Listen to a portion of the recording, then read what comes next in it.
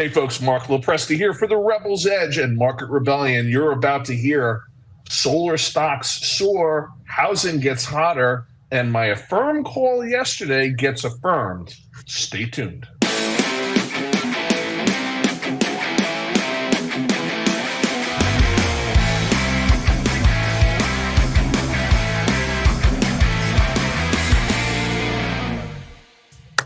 Bang. Hey, folks, welcome back. I am Jon Najarian. He, of course, is Marc LoPresti. He will be with us for the next several shows because one Pete Najarian is taking some well-deserved time off, and he's down in the tropics somewhere, although he hasn't disclosed where yet, Mark. Yes, and he's at an undisclosed location. He's got a birthday coming up this week, too, by the way, from what I understand. 3 days hence.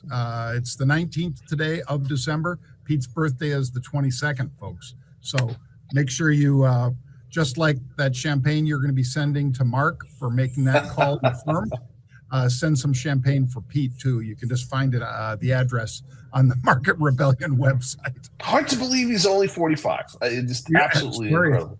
Very hard to believe. Well, let's dive into the macro minute, Mark, because we're making them short and sweet today, folks, because there's a lot of trading going on. Macro minute, Nove housing starts 1.56 million versus 1.36 estimate.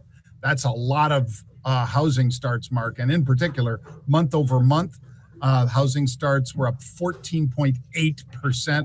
They were predicted to be down. Yeah, these are red hot numbers. We've said this, that this Fed policy change that we're hoping for next year, 75 basis point cuts in interest rates are going to help the real estate market. But as I've said before, it's not enough for existing home sales, right? People aren't going to go from a 3 to a 7 or a 3 to a 6 in terms of the rate they're paying on their mortgage. What does that mean? New homes are going to dominate home sales for 2024. Good news for the Lennars, the D.R. Hortons, and the rest of that progeny. Absolutely. Well, diving into fantastic futures, I think we have more about those. Fantastic futures. The fantastic futures 10-year breaks 3.9 today, Mark. Now it's basically right back at that level, but still, this is just a tremendous move to the downside because we were over 5 just over a month and a half ago, and now we're down at 3.9. So you look at these economic charts real quick, Mark, that CNBC put out today about how much consumers are going to be spending. The All America Economic Survey, they called it. That's spending by group and so forth. And then how they feel about the economy and so forth. And they don't feel the president's doing a very good job. They said 68% of respondents said the president is not doing a good job with the economy in general. Yeah, and that does not spell good news for him going into this election year because, as my friend and yours, New Orleans resident, the Raging Cajun James Carville once famously said, it's about the economy, stupid, and people vote with their wallets. But I got to tell you, John, I got this wrong on this holiday season spending. I said this is going to be a grim holiday season for retailers. I was totally wrong about that. Consumers spending, credit card debt be damned. They are making sure those Christmas trees and the stockings are stuffed to the gills with presents. Good news for retailers. Very good news. Well, now let's talk about CureVac, Mark, because every day we do macro minute, fantastic futures, and then usually 4 stocks. CureVac is one of them. Has to be because a German court invalidated their patent on mRNA technology after BioNTech challenged them. And those are 2 big names from the COVID times, Mark, and CureVac was down 40% on this news. Yeah, this is bad news for this company and for CureVac shareholders. This type of patent wars among big pharma is very common. It's very, very hard fought. You might expect to see them take this to another jurisdiction, to take another swipe out of their competitors' intellectual property rights. I don't expect this to improve. I wouldn't try to catch this to the downside, and I certainly wouldn't be doing any bargain hunting in this thing. It's bad news all around. Well, how about one with some good news then? Sunrun. Mark and Pete were talking yesterday on the show. Pull up the show from the 18th, folks, yesterday, and you'll see they had some positive commentary on solar that was being hit yesterday. And that was mainly because SunPower, SPWR, had some lawsuits and so forth that had been filed against it. But this one, Sunrun, unusual activity. Take a look at this activity. It started when the stock was in the 12s mark. Bottom of that page there, you see stock was $12.70 or whatever, and then two other hits above it, right into today's big jump for this one that took it to over 20 in the pre-market. And there you see that $19.70 some, or, there you see it surging up that 11, 12, 13% even in the pre. So a great day to be in Sunrun Holdings, I think, Mark. Yeah, it's a beautiful thing. And these large solar companies, they're very interest rate dependent because solar projects, both industrial scale and residential scale, rely heavily on credit. Interest rates coming down, even only by 75 basis points or so, excuse me, I should say 0.75% for simplicity, is good and is a good thing for these solar names. So I expect this to continue.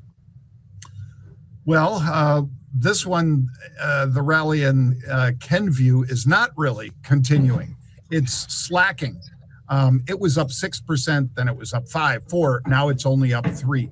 And they got a court that ruled in favor of a class action lawsuit. Prenatal exposure to Tylenol may contribute to autism or attention deficit disorder and hyperactivity disorder, or ADHD. So this one, just the ruling just came out yesterday, folks, and Kenvue rallied on that news. But like I say, it's giving it back fast, Mark.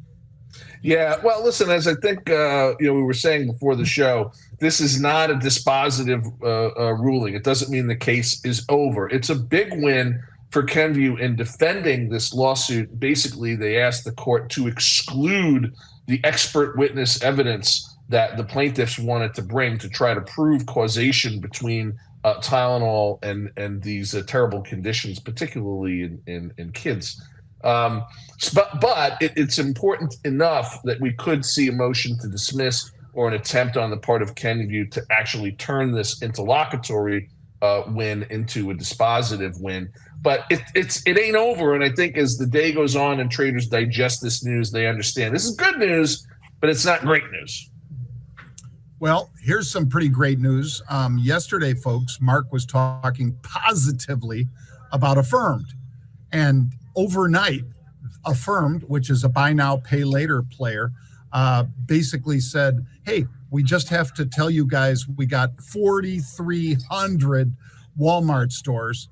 And again, 15, 20, 25 checkouts at each of those. All of those point of sale terminals are going to be having an option that you could say, I want to buy now, pay later with Affirm. That's a great call by you, and the stock is running on it. Yeah, it sure is, John. And look, this is, I unpack this by thinking about what does it mean if Walmart is looking at the economic picture, looking at how people, the average consumer, how much credit card debt they have. Of course, our loyal viewers know that we have about $1.3 trillion, an all-time high in total consumer credit card debt on the books right now. So this is Walmart saying, you know what?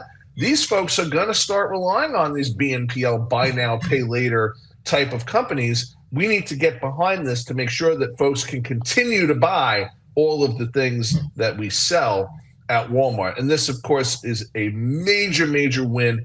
Any retail solution provider would love to get into Walmart's coveted POS or point of sale system. And that's exactly what these guys at Affirm just did. So if you bought the stock on my positive comments yesterday, you can send bottles of champagne, cards, and letters, preferably the champagne, to Marc LoPresti, care of Market Rebellion, Chicago, Illinois. It is Christmas, John. It is Christmas. Sure. Be of goodwill and cheer. The folks in the mailroom will truly appreciate that champagne, I'm sure. The mail? Do we still have a mailroom? No, we do. But that's MAIL, folks, not MALE. All right. My God. Moving on. Well, top 10 recruits.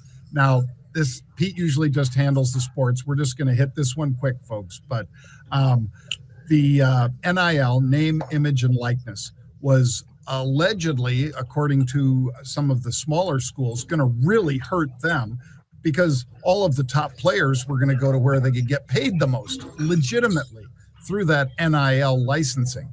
Well, now it hasn't played out that way because we have the top 10 players, Mark, and they're at 10 different schools. So these high school recruits went to Ohio State, Nebraska, Missouri, Alabama, Auburn, Texas Tech, Oklahoma, Georgia, Texas, and Miami.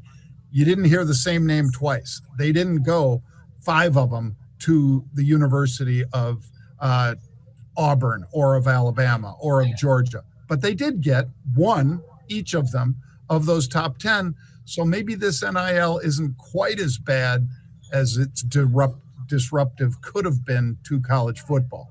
Well, that might be too soon to make that call, John, because I think as this evolves, you are going to start to see, the war of the checkbooks, which is not necessarily the war of quality.